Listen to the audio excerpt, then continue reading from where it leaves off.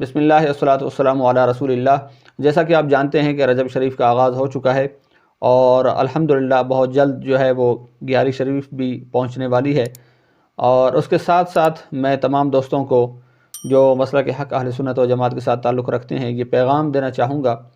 کہ الحمدللہ ہمیشہ سے میری ایک عادت رہی ہے کہ دوران گفتگو، دوران واعظ و نصیحت، دوران تقریر، دوران خطاب، اور بالخصوص یہ جو ایام آراس جن میں بزرگوں کے منائے جاتے ہیں یا جن میں بالخصوص ولادت ہوتی ہے، تو یہ یا کسی بھی حوالے سے جو ایام، جو شب و روز جن کا تعلق بزرگان دین کے ساتھ ہوتا ہے، تو ان کو انتہائی احترام اور عقیدت کے ساتھ منانا اور ان کے آراس کو یوں سمجھیں کہ ان کا جشن منانا آراس کی صورت میں یا ان کی ولادت کی صورت میں یا ان کی شہادت کی صورت میں، تو یہ ایک بڑی سعادت کی بات ہے۔ تو اسی طرح عرض یہ کرنا تھا کہ چونکہ اب 11ویں شریف بھی ساتھ آنے والی ہے اور اس کے اگلے دن 12ویں شریف، اور پھر ساتھ ایک لطف کی بات اس ماہ مبارک کے اندر یہ ہے کہ 13 رجب المرجب وہ تاریخ ہے کہ جس میں مولود کعبہ اور تاجدار حل عطا مولا المسلمین امیر المؤمنین خلیفۃ المسلمین حضرت مولا مرتضیٰ مشکل کشا شیر خدا کرم اللہ تعالی وجہ الکریم کا یوم ولادت ہے۔ تو اس موقع پر جو دوست جو ہے وہ 11ویں شریف مناتے ہیں، اس موقع کو غنیمت جانتے ہوئے وہ دوست 11ویں بھی منائیں، ساتھ 12ویں بھی منائیں اور بلکہ 13ویں بھی منائیں، تو انشاءاللہ کرم بالائے کرم ہوگا اور فضل بالائے فضل ہوگا۔ اور جو دوست 11ویں شریف کا اہتمام نہیں کرتے ان کی بارگاہ میں یہ گزارش ہے کہ 11ویں شریف کا اہتمام کریں کہ اللہ پاک ان بزرگوں کے صدقے، ان کی یاد کے صدقے، اور یہ جو کلمات خیر ان موقعوں کے اوپر پڑھے جاتے ہیں ان کے صدقے سے، ان کے وسیلہ جلیلہ سے اللہ پاک آپ کی دینی دنیاوی مشکلات بھی آسان فرمائے گا، تمام نیک حاجات پوری فرمائے گا۔ حضرت مولا مرتضیٰ مشکل کشا شیر خدا کرم اللہ تعالی وجہ الکریم کے حوالے سے یہ بات عرض کرنی تھی کہ آپ کو اللہ پاک نے جو مقامات عطا فرمائے ہیں، جو فضائل و مناقب آپ کے قرآن اور حدیث میں بیان ہوئے ہیں، ان کا یقیناً شمار کرنا تو ایک بہت بڑی سعادت کی بات ہے، وہ بہت ایک مشکل بات بھی ہے کہ ان کو شمار کیا جائے، ان کو احاطہ تحریر میں لایا جائے اور گنوا کر ان کو یہ کہا جائے کہ حضرت مولا مرتضیٰ مشکل کشا شیر خدا رضی اللہ تعالیٰ عنہ کے مناقب اور فضائل اور محامد یہ ہیں، کیونکہ ہمارے بزرگوں نے ان چیزوں کی وضاحت اور صراحت کی ہے کہ صحابہ کرام علیہم رضوان کو جو اللہ کے پیارے حبیب علیہ الصلوۃ والسلام نے اپنے فرامین مقدسات یا اللہ تعالیٰ نے اپنے کتاب لارب اور بیب کتاب قرآن مجید کے اندر جو صحابہ کرام کو جزوی طور پہ جو فضائل عطا ہوئے ہیں، یقیناً ان کی شان، ان کا مقام اپنی جگہ برقرار ہے، لیکن جو مولا مرتضیٰ مشکل کشا شیر خدا کرم اللہ تعالی وجہ الکریم کے حوالے سے قرآن پاک کی آیات ہوں یا حضور علیہ الصلوۃ والسلام کی احادیث مبارکہ ہوں، وہ اس کثرت کے ساتھ بیان ہوئی ہیں کہ ہمارے علماء، فقہاء، محدثین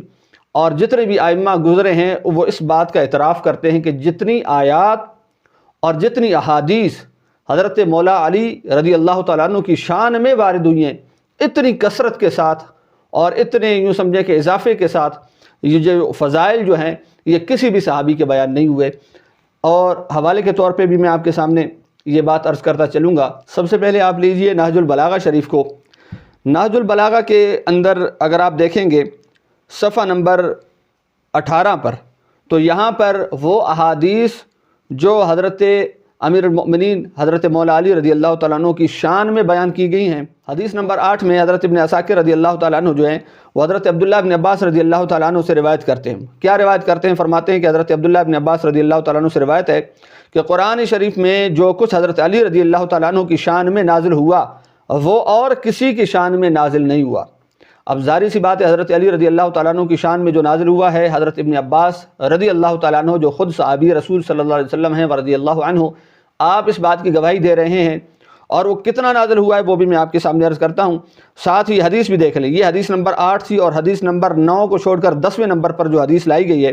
اس میں کیا ہے؟ حضرت امام احمد رضی اللہ تعالیٰ عنہ فرماتے ہیں کہ جتنی احادیث حضرت علی رضی اللہ تعالیٰ عنہ کی فضیلت میں وارد ہوئی ہیں کسی اور صحابی کی فضیلت میں وارد نہیں ہوئی، اور یہ حدیث دراصل جو حضرت امام احمد رضی اللہ تعالیٰ عنہ سے لی گئی ہے اور نہج البلاغہ میں ایڈ کی گئی ہے اور داخل کی گئی ہے، یہ اصل میں حدیث جو ہے وہ مستدرک للحاکم کی ہے۔ اب آئیے کہ قرآن پاک میں جو شان مولا علی میں آیات کا نزول ہوا ان آیات کی تعداد کتنی ہے۔ پہلی بات تو یہ ہے کہ آپ دیکھیں، اگر یہ الصواعق المحرکہ بھی میرے پاس موجود ہے، اگرچہ یہ مترجم نسخہ موجود ہے برق سوزاں کے نام سے، الصواعق المحرکہ برق سوزاں، علامہ ابن حجر شافعی مکی رحمۃ اللہ تعالی علیہ، آپ نے اس میں جو ایک باب قائم کیا فضائل علی رضی اللہ تعالیٰ عنہ کے حوالے سے، تو آپ نے یہاں پہ 14 آیات ذکر کی ہیں اور 43 احادیث 43 احادیث جو ہیں وہ آپ نے بیان کی ہیں حضرت مولا علی اور اہل بیت کرام رضی اللہ تعالیٰ عنہ کی فضیلت کے حوالے سے۔ لیکن جو خاص حضرت مولا علی رضی اللہ تعالیٰ عنہ کی شان میں آیات جو نازل ہوئیں وہ کتنی ہیں؟ وہ حضرت عبداللہ ابن عباس، جو میں نے نہج البلاغہ سے جو ابن عساکر کا حضرت عباس رضی اللہ تعالیٰ عنہ کی روایت کردہ حدیث کو جو میں نے عرض کیا، اب اس میں ذرا کچھ وضاحت ہے۔ تاریخ الخلفاء امام جلال الدین سیوطی شافعی رحمۃ اللہ تعالیٰ علیہ، عن ابن عباس نے حضرت عبداللہ ابن عباس رضی اللہ تعالیٰ عنہ سے آپ نے فرمایا کہ حضرت مولا علی کی شان میں 800 آیات نازل ہوئی ہیں۔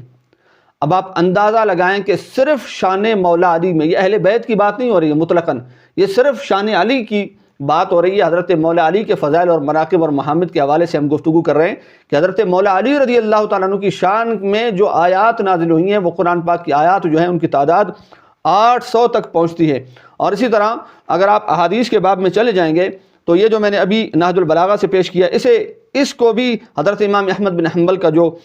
قول مبارک ہے حدیث کے طور پر جو بیان کیا ہمارے بزرگوں نے، تو فرماتے ہیں کہ قال الامام احمد بن حنبل، حضرت امام احمد بن حنبل فرماتے ہیں ما ورد لاحد من اصحاب رسول اللہ صلی اللہ علیہ وسلم من الفضائل ما ورد لعلی رضی اللہ عنہ۔ یہ جو امام حاکم نے مستدرک للحاکم کے اندر جو حدیث پاک بیان کی حضرت امام احمد رضی اللہ تعالیٰ عنہ کے فرمان کو، آپ نے فرمایا کہ اللہ کے پیارے حبیب علیہ الصلوۃ والسلام کے صحابہ میں سے کسی بھی صحابی کے لیے اس کثرت کے ساتھ احادیث وارد نہیں ہوئی ہے فضائل میں اور فضائل کے باب میں، جو کہ احادیث حضرت مولا مرتضیٰ تاجدار حلعطا کی شان میں جو وارد ہوئی ہیں، جو بیان ہوئی ہیں، یہ سب سے زیادہ یوں سمجھیں کہ حضرت مولا علی رضی اللہ تعالیٰ عنہ کے اعزاز حاصل ہے کہ آپ کی شان میں سب سے زیادہ احادیث بیان کی گئی ہیں۔ اور کیسی کیسی شانیں بیان ہوئی ہیں اب میں آپ کے سامنے رکھتا جاؤں گا، کیونکہ یہ تو وہ باب ہے جس کو جتنا کھولا جائے وہ کم ہے۔ اور حضرت عمر فاروق رضی اللہ تعالیٰ عنہ کی شان یہ ہے کہ حضرت جبرائیل علیہ السلام جب حضور علیہ الصلوۃ والسلام کی بارگاہ میں حاضر ہوتے ہیں تو اللہ کے پیارے حبیب علیہ الصلوۃ والسلام نے فرمایا اے جبرائیل حضرت عمر رضی اللہ تعالیٰ عنہ کے فضائل سناؤ۔ تو حضرت جبرائیل علیہ السلام عرض کرتے ہیں یا رسول اللہ صلی اللہ علیہ وسلم کہ اگر مجھے اتنی عمر مل جائے کہ جتنی عمر حضرت نوح علیہ السلام اپنی قوم میں رہے، اور میں حضرت عمر فاروق رضی اللہ تعالیٰ عنہ کے مناقب بیان کروں تو پھر بھی ان کے مناقب ختم نہ ہوں۔ اور یہ بھی ذہن میں رکھیے کہ حضرت عمر فاروق رضی اللہ تعالیٰ عنہ، یہ اسی حدیث کے الفاظ ہیں کہ حضرت عمر فاروق رضی اللہ تعالیٰ عنہ صدیق اکبر رضی اللہ تعالیٰ عنہ کی نیکیوں میں سے ایک نیکی ہے۔ تو عمر فاروق رضی اللہ تعالیٰ عنہ کی شان یہ ہے کہ عمر نوح جبریل علیہ السلام کو مل جائے اور وہ بیان کرنا شروع ہو جائیں تو وہ بھی اس حد کو نہ پہنچے، تو پھر صدیق اکبر کی شان تو ورا الورا ہے، اور پھر صدیق اکبر رضی اللہ تعالیٰ عنہ کی شان تو بہت اونچی ہے۔ اب دیکھیے مولا علی کی شان یہ ہے کہ ہمارے محدثین کرام، ہمارے علماء فرماتے ہیں کہ اگر ان کی جو احادیث اور روایات کو اور آیات کو گنا جائے جو ان کی شان میں بیان ہوئی ہیں تو یہ بہت مشکل امر ہے، کیونکہ 800 تو صرف آیات بیان ہوئی ہیں، ان کی شان میں وارد ہوئی ہیں، اور احادیث تو فرمایا وہ کسی بھی صحابی کی اتنی کثرت کے ساتھ شان احادیث میں وارد نہیں ہوئی ہے جتنی کی حضرت مولا علی رضی اللہ تعالیٰ عنہ کی شان بیان کی گئی ہے۔ الصواعق المحرکہ کے اندر علامہ ابن حجر مکی شافعی رحمۃ اللہ تعالیٰ علیہ چند ایک احادیث کو اکٹھا کر کے جب وہ بیان کرتے ہیں تو فرماتے ہیں دارقطنی میں یہ ایک حدیث بیان ہوئی ہے کہ حضرت علی رضی اللہ تعالیٰ عنہ نے ان 6 آدمیوں سے جنہیں حضرت عمر نے شورا کے لیے مقرر کیا تھا طویل گفتگو کی،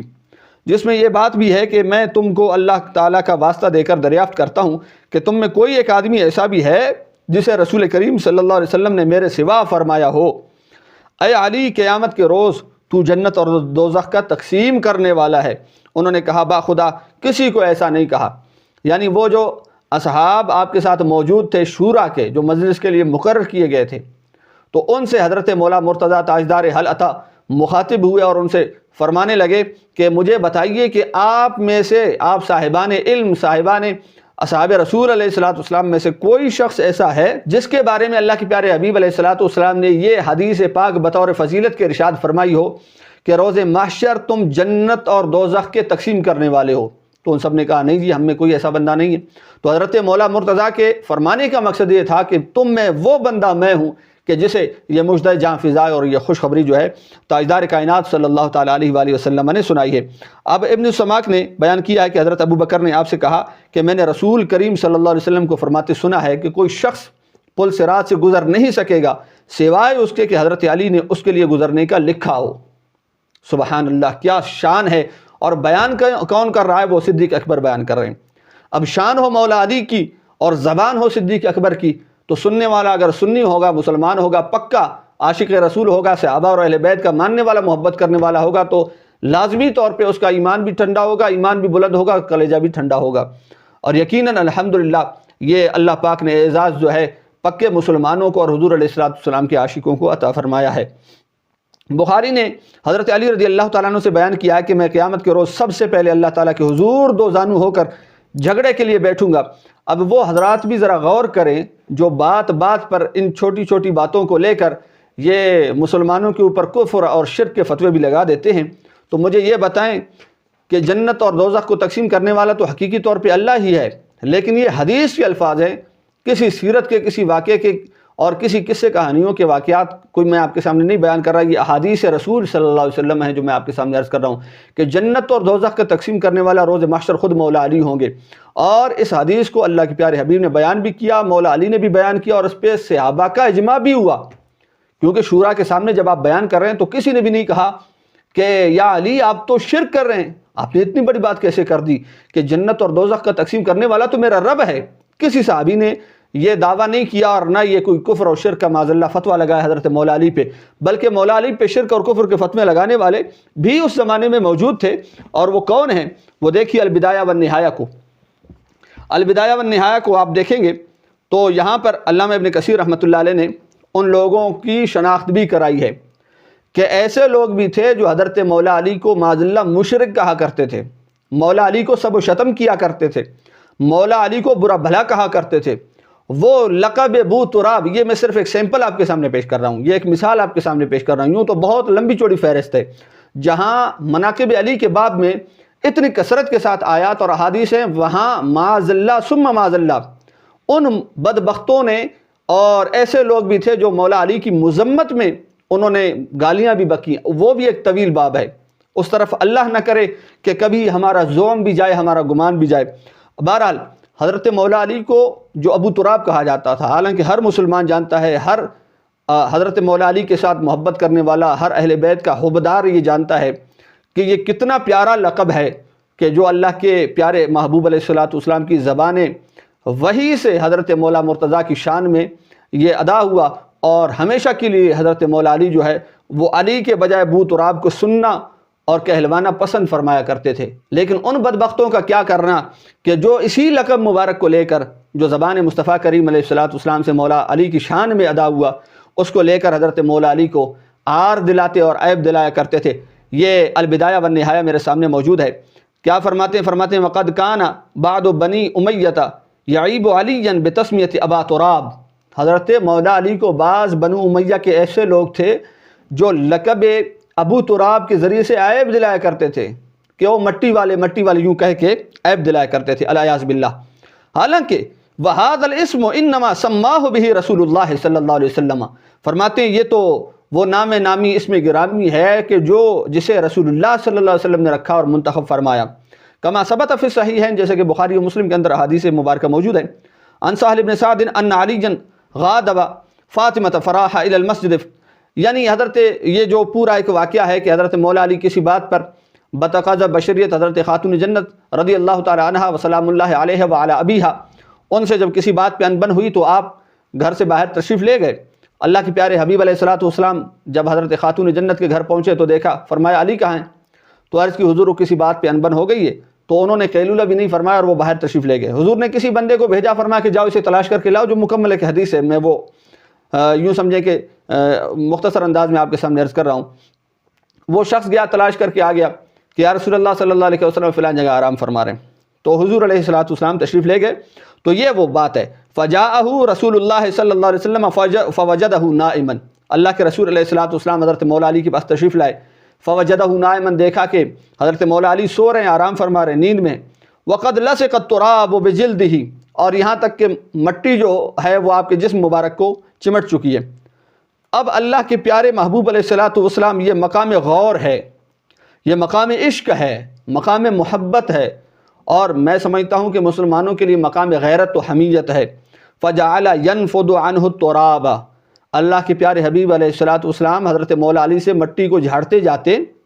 ویقول، اور ساتھ یہ فرماتے جاتے، ایک حدیث میں ہے قم یا ابا تراب، اور یہاں پہ ہے اجلس ابا تراب، اٹھ کے بیٹھ جاؤ، یعنی کھڑے ہو جاؤ، یہ دونوں الفاظ ہمیں ملتے ہیں، اے ابو تراب کھڑے ہو جاؤ۔ اب وہ اللہ کے پیارے حبیب علیہ الصلوۃ والسلام، اب ذرا یہاں پہ ایک سیکنڈ کے لیے، ایک لمحے کے لیے رک جائیے۔ وہ رسول اللہ صلی اللہ تعالیٰ علیہ وآلہ وسلم کہ عرشوں سے جبریل آئے معراج کی شب، تو جسم مبارک کو ہلا کر اور ہاتھوں کے ذریعے حرکت دے کر اٹھانا گوارا نہ کرے، نیند سے باخبر اور بیدار کرنا گوارا نہ کرے، اور وہی اللہ کے رسول علیہ الصلوۃ والسلام کے حضرت مولا علی کو جب اٹھانے کے لیے آئیں تو ساتھ جسم مبارک کو حرکت بھی دیں اور جسم مبارک سے مٹی کو بھی جھاڑ دیں۔ اس علی کی شان کیا ہوگی یارو! اب یہ مقام غور ہے، یہاں پہ اگر کوئی سوچے تو خود شان علی اور مقام علی سے وہ واقف ہو جائے، لیکن اللہ پاک وہ سمجھ اور وہ فکر عطا فرمائے۔ یہی کتاب ہے، اور یہ البدایہ والنہایہ ہی کی جلد ہے، یہ صفحہ نمبر 359 سے میں نے آپ کے سامنے یہ عبارت پڑھی ہے۔ اب آئیے حضرت عمر رضی اللہ تعالیٰ عنہ، یہ بے شمار احادیث، کتب احادیث کے ذخیرے کے اندر یہ جو روایت ہے انشاءاللہ آپ کو ہر کتاب میں تقریباً مل جائے گی، چاہے آپ دوسری جو کتب احادیث ہیں ان کو بھی اگر آپ دیکھیں گے، سوائق المحرکہ ہے یا جو تاریخ کی کتابیں ہیں، شان مولا علی میں حضرت عمر رضی اللہ تعالیٰ عنہ کا یہ فرمان کہ جو حضرت ابو ہریرہ رضی اللہ تعالیٰ عنہ سے روایت ہے کہ حضرت عمر فاروق رضی اللہ تعالیٰ عنہ نے فرمایا، بڑی شان ہے، بڑا مقام ہے، بڑی اونچی رفعت اور منزلت ہے حضرت عمر فاروق رضی اللہ تعالیٰ عنہ کی، لیکن 3 مقامات ایسے ہیں جہاں پہ آ کے عمر فاروق رضی اللہ تعالیٰ عنہ بھی اس بات کے کہنے پر مجبور ہو گئے کہ کاش یہاں پر علی کی جگہ میں ہوتا، میں عمر ہوتا تو کیا ہی بات ہوتی۔ وہ 3 مقامات کون سے ہیں؟ حضرت عمر فاروق رضی اللہ تعالیٰ عنہ فرماتے ہیں کہ سرخ اونٹ بھی مجھے ان 3 کاموں کے بدلے اگر دیے جائیں نا، میں ان سرخ اونٹوں کو بھی پسند نہیں کروں گا۔ یہ جو 3 اعزازات اور 3 انعامات، 3 اکرامات اللہ کے پیارے حبیب علیہ الصلوۃ والسلام نے حضرت مولا علی کو عطا فرمائے، یہ 3 بہت کمال ہو کے رہ گیا۔ وہ کیا ہیں؟ جب آپ سے پوچھا گیا وما ہن یا امیر المؤمنین، آئے امیر المؤمنین حضرت عمر فاروق رضی اللہ تعالیٰ عنہ، وہ 3 باتیں کون سی ہیں جس پہ آپ اتنا یہ یوں سمجھیں اترانے کی کوشش کر رہے ہیں یا ان پہ رشک کر رہے ہیں کہ یار کیا شان ہے مولا علی کی؟ آپ نے فرمایا پہلی بات تو یہ ہے تزویجہ فاطمہ بنت رسول اللہ صلی اللہ علیہ وسلم، کہ اللہ کے پیارے حبیب علیہ الصلوۃ والسلام کے جگر کا ٹکڑا، آپ کی نور نظر، آپ کی آنکھوں کا چین، آپ کے دل کا قرار، حضرت خاتون جنت سلام اللہ علیہا وعلی ابیہا، آپ کے ساتھ مولا علی کا نکاح ہو جانا، حضور علیہ الصلوۃ والسلام کی بیٹی کا حضرت مولا علی کے عقد میں آ جانا، یہ بہت بڑی اعزاز کی بات ہے۔ فرمایا کہ کاش یہ اعزاز مجھے حاصل ہو جاتا تو مجھے سرخ اونٹوں سے زیادہ یہ محبوب ہوتا۔ وَسُكْنَاهُ الْمَسْجِدَ مَعَ رسول اللہ صلی اللہ علیہ وسلم، اور فرمایا کہ مسجد کے اندر حضور علیہ الصلوۃ والسلام کے ساتھ رہنا، یعنی باقی سب کے لیے حضور علیہ الصلوۃ والسلام کو منع فرما دینا، صرف مولا علی کو اپنے ساتھ رہنے کی اجازت دے دینا، یہ بھی شان ہے مولا امیر المؤمنین حضرت علی رضی اللہ تعالیٰ عنہ کی۔ اور فرمایا تیسرے نمبر پر وَالرَّأْيَةُ يَوْمَ خَيْبَرَ، اور تیسرے نمبر پر خیبر کے دن جو اللہ کے پیارے حبیب علیہ الصلوۃ والسلام نے وہ فتح کا جھنڈا اور فتح کا مژدہ اور فتح کی خوشخبری جھنڈا عطا کرنے کی صورت میں جو مولا امیر المؤمنین حضرت علی رضی اللہ تعالیٰ عنہ کو عطا فرمائی، اس سے بڑی کائنات میں کوئی میرے لیے خوشی نہ ہوتی کہ وہ چیز مجھے حاصل ہو جائے، لیکن اللہ کی مرضی اسی میں تھی کہ وہ حضرت مولا علی رضی اللہ تعالیٰ عنہ کو حاصل ہو۔ یہ تو حضرت عمر فاروق رضی اللہ تعالیٰ عنہ نے حضرت مولا علی کے ساتھ اپنی عقیدتوں اور محبتوں کا انداز اس انداز میں فرمایا۔ اب آئیے کہ حضرت صدیق اکبر رضی اللہ تعالیٰ عنہ حضرت مولا علی رضی اللہ تعالیٰ عنہ سے کس قسم کی محبت کرتے ہیں، کس قسم کا انداز یوں سمجھے کہ الفت ہے، انداز عشق ہے، انداز محبت ہے۔ اب وہ بھی دیکھیے انشاءاللہ آپ کا کلیجہ ٹھنڈا ہوگا اور آپ کے قلب کو سکون ملے گا۔ حضرت صدیق اکبر رضی اللہ تعالیٰ عنہ جب حضور علیہ الصلوۃ والسلام کے اس داماد حضرت علی رضی اللہ تعالیٰ عنہ کو دیکھتے تو چہرے کی طرف دیکھتے اور ساتھ وہ عقیدہ ذہن میں ہوتا، وہ حدیث ذہن میں ہوتی۔ وہ حدیث کون سی ہے جسے امام جلال الدین سیوطی رحمۃ اللہ تعالیٰ علیہ نے ابھی اپنی کتاب کے اندر لکھا ہے اور یہاں پہ بیان فرمایا ہے؟ وہ یہ ہے کہ جسے حضرت عبداللہ ابن مسعود رضی اللہ تعالیٰ عنہ روایت کرتے ہیں۔ امام طبرانی اور امام حاکم نے سند حسن کے ساتھ اس حدیث کو بیان کیا ہے۔ وہ کیا ہے کہ ان نبی صلی اللہ علیہ وسلم قال النظر الى علی عبادت، کہ علی کے چہرے کو تکتے رہنا بھی عبادت ہے۔ اب علی کے چہرے کو تکنا عبادت ہے تو ہم جیسے گناہگار جو تخیل میں آ کر حضور تاجدار کائنات صلی اللہ تعالیٰ علیہ وآلہ وسلم کی بارگاہ میں عرض گزار ہوتے ہیں، یا رسول اللہ صلی اللہ علیہ وسلم کہ علی کے چہرے کو تکے وہ جس کے سامنے علی موجود ہو، علی کے چہرے کی زیارت کرے وہ جس کے سامنے علی موجود ہو۔ یا رسول اللہ صلی اللہ علیہ وسلم ہم شومی قسمت کے مارے کہ نہ تو علی کا چہرہ ہمارے سامنے ہے، نہ رخ زیبا علی کا ہم دیکھ سکتے ہیں، وہ ہماری ہمت اور جسارت ہے، تو ہم گناہگار کیا کریں؟ تو اللہ کے پیارے حبیب علیہ الصلوۃ والسلام نے ہم گناہگاروں کو تسلی دیتے ہوئے ارشاد فرمایا، آپ نے فرمایا، حضرت ام المؤمنین صدیقہ بنت صدیق محبوب کائنات حضرت عائشہ صدیقہ رضی اللہ تعالیٰ عنہ سے روایت ہے، قالت، آپ فرماتی ہیں، قال رسول اللہ صلی اللہ علیہ وسلم، اللہ کے رسول علیہ الصلوۃ والسلام نے فرمایا، ذکر علی عبادۃ، اور لوگوں پریشان نہ ہونا، علی کا ذکر کرتے رہنا، بس علی کا ذکر کرنا بھی عبادت میں شمار کیا جائے گا۔ یہ بہت بڑے اعزاز کی بات ہے۔ اب جو صحابہ کا عقیدہ اور نظریہ تھا، النظر الی وجہ علی عبادۃ، حدیث سننے کے بعد تو کیا انداز ہوتا تھا؟ عن طلیق ابن محمد قال رأیت عمران بن حسین یحد النظر الی علی فقیل له، یہ کون ہے؟ حضرت طلیق ابن محمد فرماتے ہیں کہ میں نے حضرت عمران بن حسین رضی اللہ تعالیٰ عنہ، سعاد کے ساتھ حسین رضی اللہ تعالیٰ عنہ کو دیکھا کہ وہ حضرت مولا مرتضیٰ تاجدار حلعتہ شیر خدا رضی اللہ تعالیٰ عنہ وسلام اللہ علیہ کی چہرے کو تکتے ہیں اور آنکھوں کو یوں سمجھیں کہ ٹکٹکی ڈال کے دیکھتے ہیں، جب دیکھتے ہیں تو دیکھتے ہی رہ جاتے ہیں۔ تو فقیل له، ان سے کہا گیا یہ کیا معاملہ ہے کہ جب آپ دیکھتے ہیں تو حیران ہی ہو جاتے ہیں مولا علی کی طرف؟ تو انہوں نے کیا کہا؟ فرمایا کہ سمعت رسول اللہ صلی اللہ علیہ وسلم یقول،